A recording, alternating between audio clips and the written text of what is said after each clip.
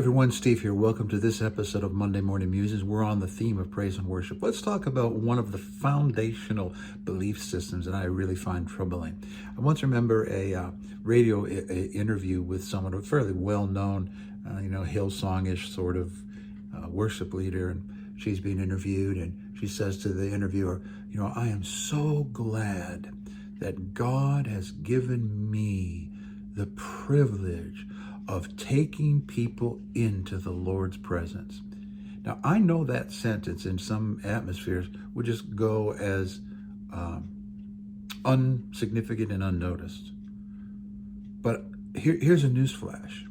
There is no such thing as a taker-into-the-presence person.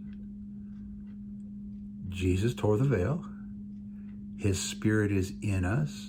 We're seated with him in the heavenlies. He's in me. He's in the rest of the community. And when the community gathers, we are presenced.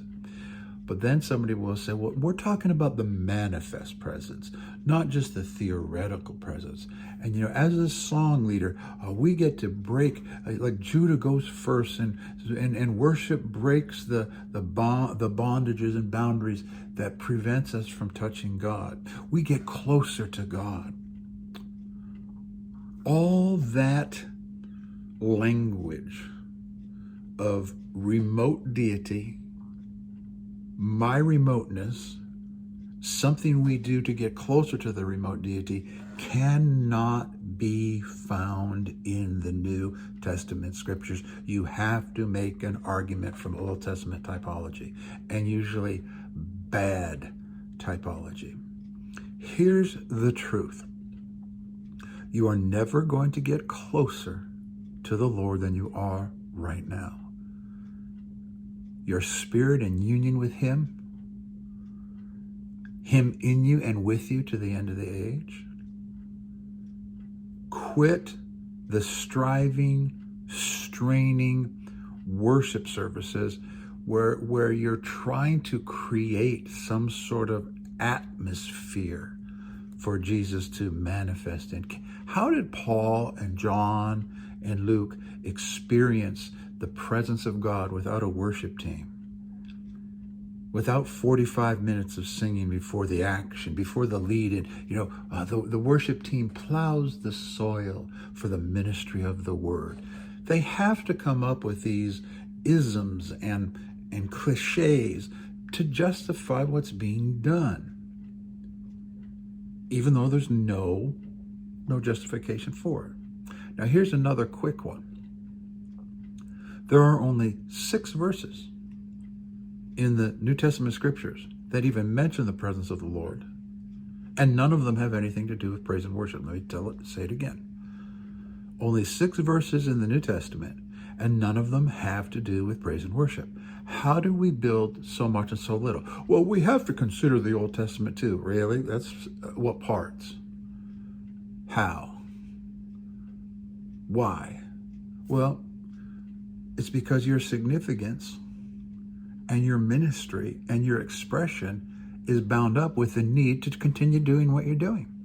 I once spoke with somebody who played piano wonderfully, great song leader and everything, and had a high profile in a typical local church, and was very integral to the worship experience, so-called. And she and her husband were migrating out of a traditional experience. And she says to me, well, I just miss the time in the presence of the Lord. And I said to her, is anybody preventing you from playing your piano? No. Is anybody stopping you from praising the Lord? No. Is anybody stopping you from going to the nursing home and leading the folks in music? No. And I just took her through item after item after item to get her down to the point where she could possibly admit that her gifts and her ministry was about her own ego and not really blessing the folks. She couldn't abide a spirituality where she did not have expression in a public format where people could watch her and esteem her. I can't tell you what a collecting bin a worship team is for people with unresolved issues of ego. And that's why there's often so much trouble associated with worship teams. So that's it for today. We'll see you the next time talking some more about praise and worship.